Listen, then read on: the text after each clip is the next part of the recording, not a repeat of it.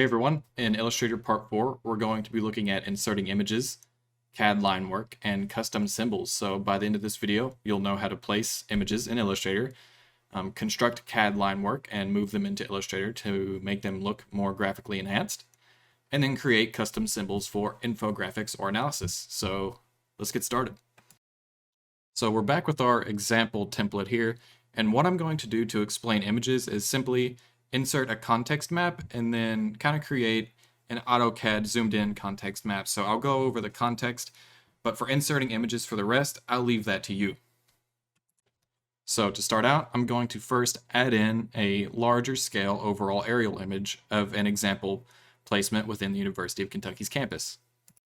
So in order to place images, what you want to do is go to your file browser, go to wherever you have your image saved, and drag and drop it right into the Illustrator file.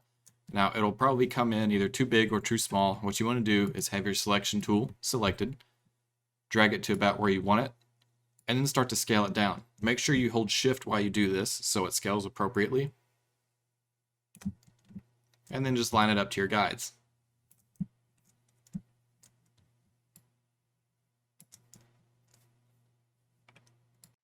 Now I actually want to make a more zoomed in, enhanced context map of where I'm looking at exactly within this boundary.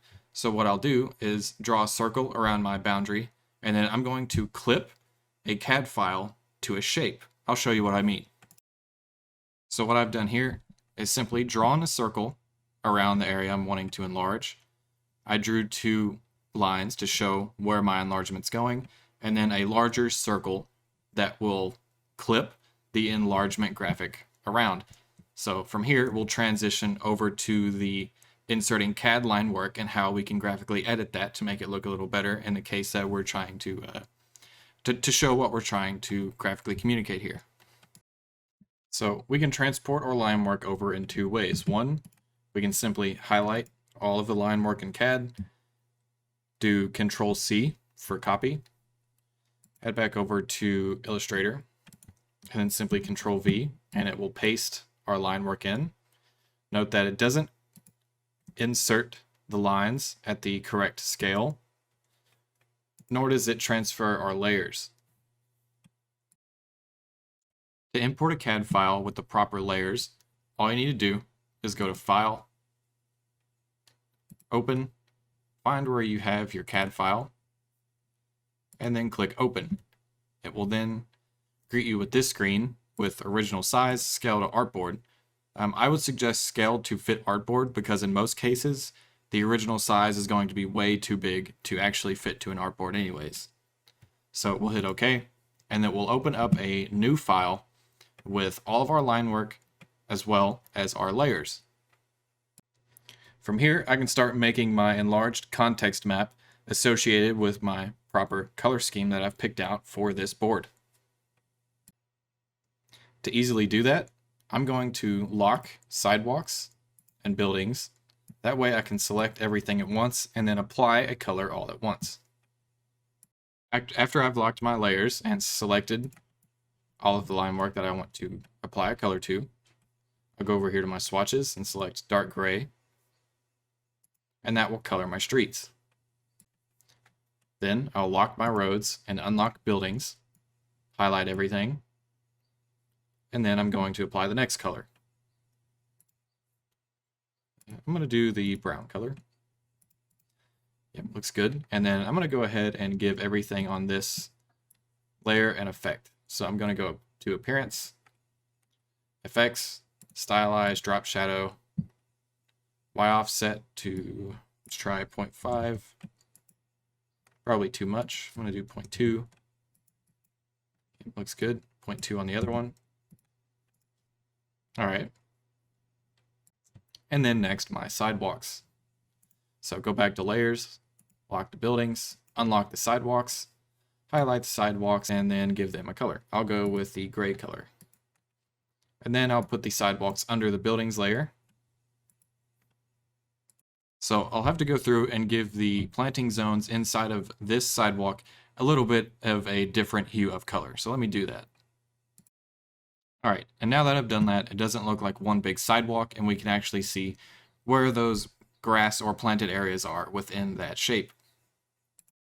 So next, I'll probably want to export this as a PNG or JPEG, and then convert it or bring it over to my poster.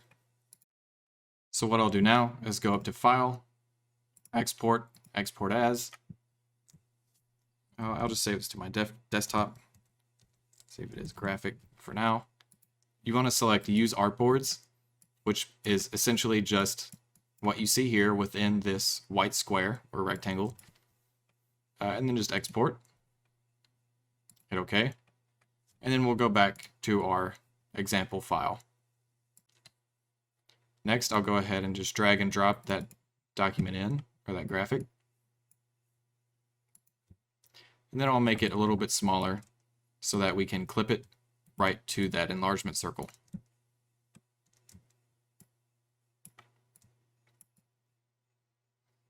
That looks about right. So what I'll do is I'm going to Control X that and actually make sure that we've placed it within the enlarged context layer. And then I'm just going to move that below this layer so that we can actually see our clipping mask. So I'll select the clipping mask and the photo, right click, and then hit Create Clipping Mask. And what it'll do is clip this photo to that circle. And if we double click inside, we can start to adjust the photo to make it fit a little better within the shape.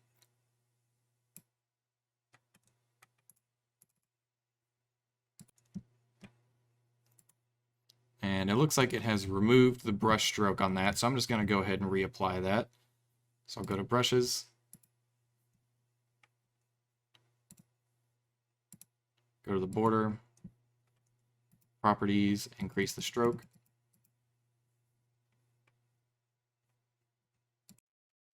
The next thing I want to do to this graphic is I want to add some symbols to add to our context map.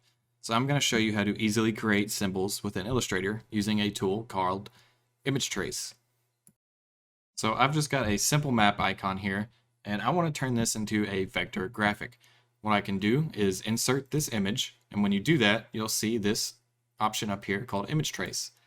You can select the down arrow on that, and you have a couple of different options here. For now, I'm just going to go with 3 colors, and what it'll do is change this graphic into a vector image.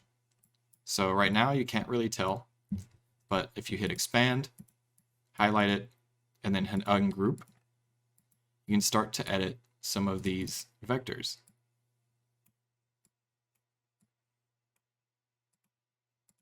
And this works with any kind of image. For example, I'll open up the graphic we just made.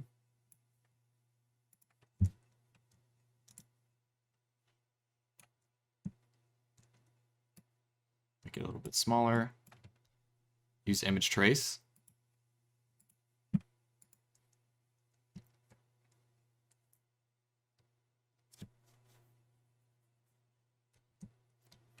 Hit Expand, highlight it, ungroup. We've essentially turned a pixelated image, a raster image, into a vector graphic. In this case, we can start to take some of these icons and recolor the vectors on them. So they're all filled with a black stroke. We can go over to the fill and give it a new color that fits our color scheme. So what we can do is regroup it.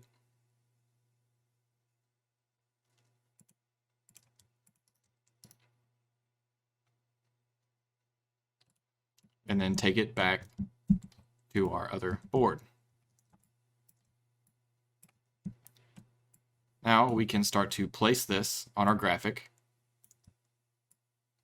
and possibly have some text next to it that starts to explain, what this building is, what that building is, and just kind of start to explain some of the map elements within this graphic.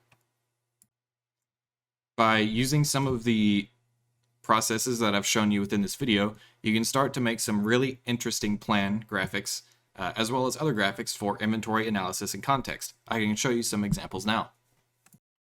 Using a similar process, I was able to create this graphic here for a project done in my senior fall level studio class. This graphic is showing a 3D base with Linework overlaid in Illustrator. This is another similar graphic done by a classmate, Grant Lewis. He used a simple Illustrator base map to show circulation routes using different symbols and line types.